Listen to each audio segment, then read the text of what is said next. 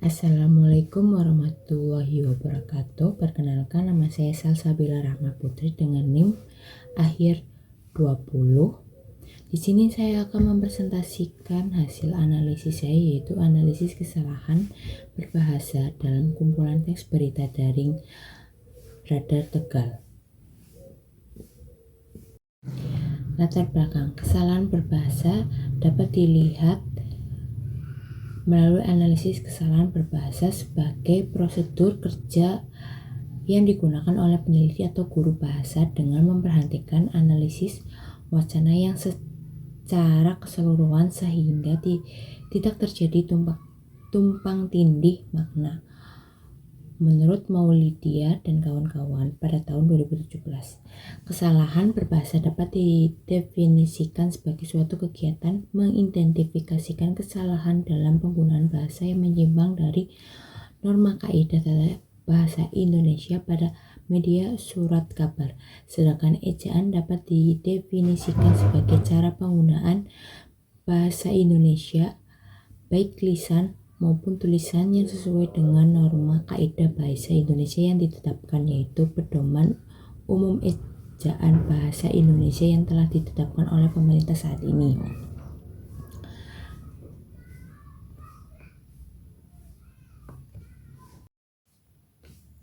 Maka dalam hal ini, dengan menganalisis kesalahan berbahasa, kita akan mengetahui penyebab kesalahan itu.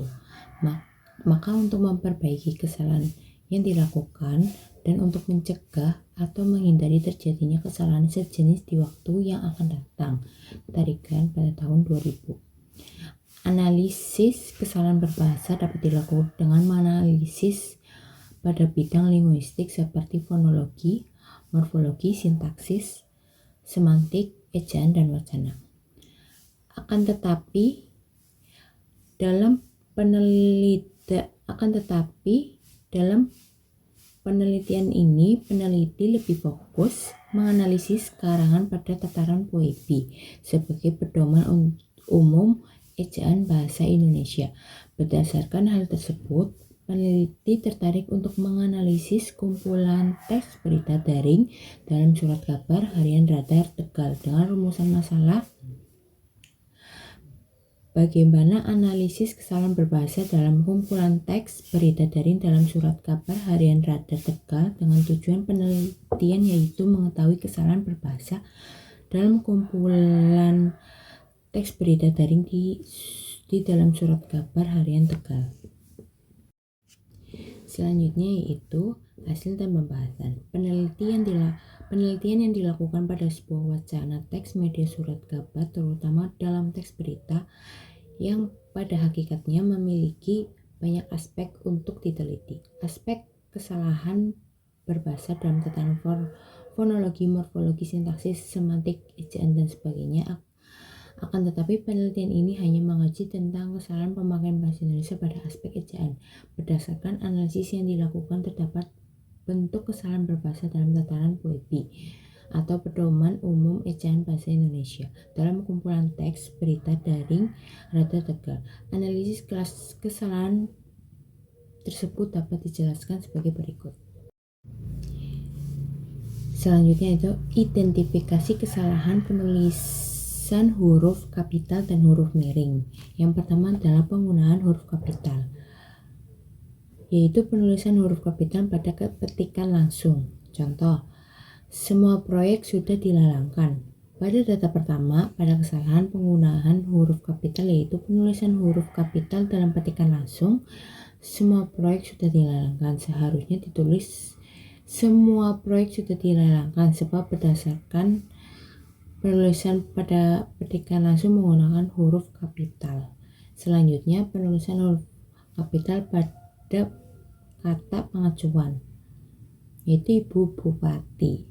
Data kedua, Ibu Bupati belum tepat, sebab berdasarkan WB seharusnya ditulis Ibu Bupati dengan awal kalimat kapital karena menunjukkan kata pengacuan yang ditunjukkan kepada Ibu Bupati sebagai pengacuan dari nama sebenarnya. Yang selanjutnya huruf miring. Penulisan huruf miring pada nama asing. Multi-years, zona oranye.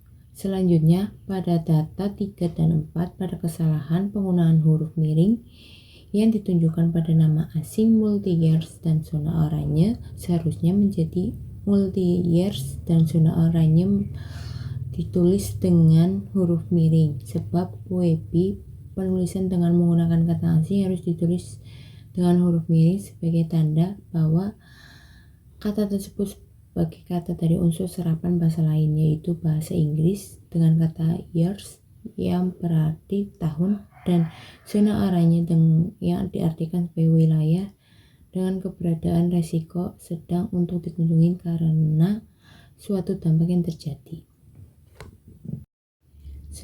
Selanjutnya yaitu kesalahan penggunaan kata. Yang pertama ada kata dasar.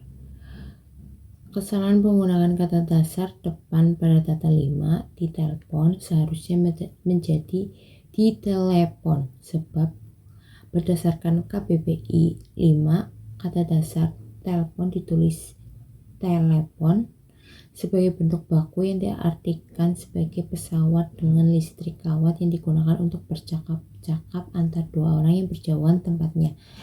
Hanya saja dalam pengucapan biasanya diucapkan dengan kata telepon dengan menghilangkan konsonan e pada kata tersebut. Selanjutnya yaitu kata depan.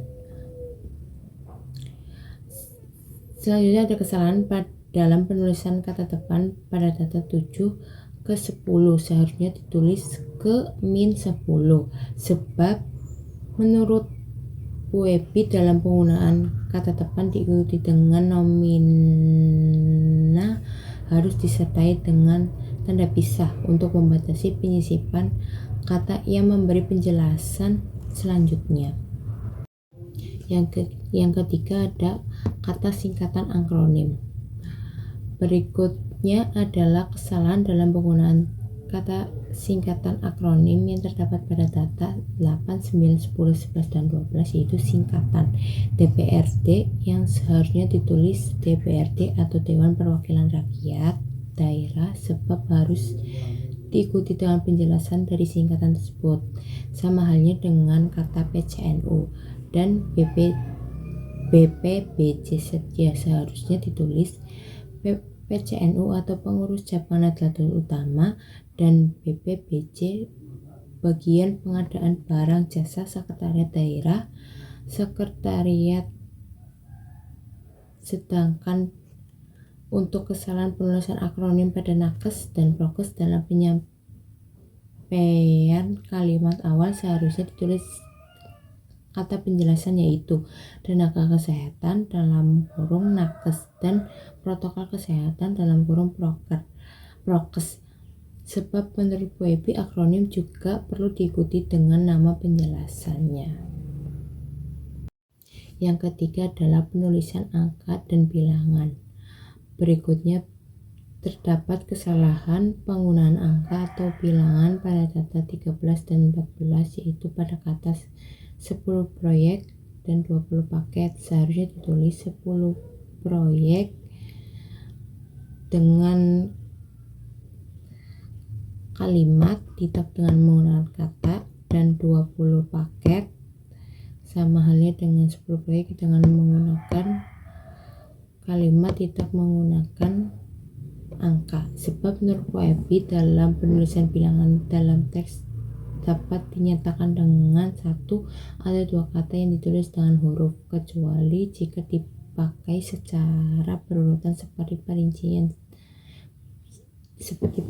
Sedangkan pada data 15 5 miliar seharusnya ditulis Rp 5 miliar tanpa spasi, sebab menurut WP dalam penulisan bilangan yang dilambangkan yang dengan angka dan sebelumnya diikuti oleh huruf penulisan harus digabung tanpa spasi. Yang selanjutnya adalah kesalahan penggunaan tanda baca. Yang pertama tanda baca koma dan tanda baca titik. Bentuk kesalahan penggunaan tanda baca pada data di atas menyangkut kesalahan dalam penulisan tanda baca koma dan tanda baca titik.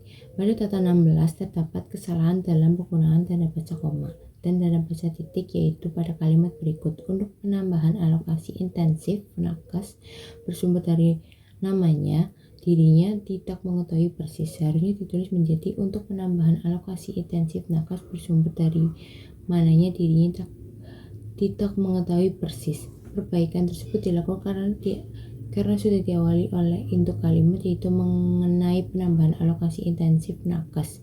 Menurut Webby, dalam penggunaan tanda baca koma dipakai untuk memisahkan antar kalimat yang mendahului induk kalimat. Ya, saya membuka satu pertanyaan. Apakah ada yang ingin bertanya? Ya, saya izin bertanya kepada Mbak Salsabila. Apa perbedaan singkatan dan akronim? Terima kasih. Izin menjawab. Perbedaan singkatan dan akronim yaitu penulisan singkatan diikuti titik kecuali yang cetak tebal dan lambang kimia, sedangkan akronim tidak diikuti. Akronim merupakan gabungan huruf kata yang dibaca layaknya kata pada umumnya, sedangkan singkatan dibaca huruf demi huruf.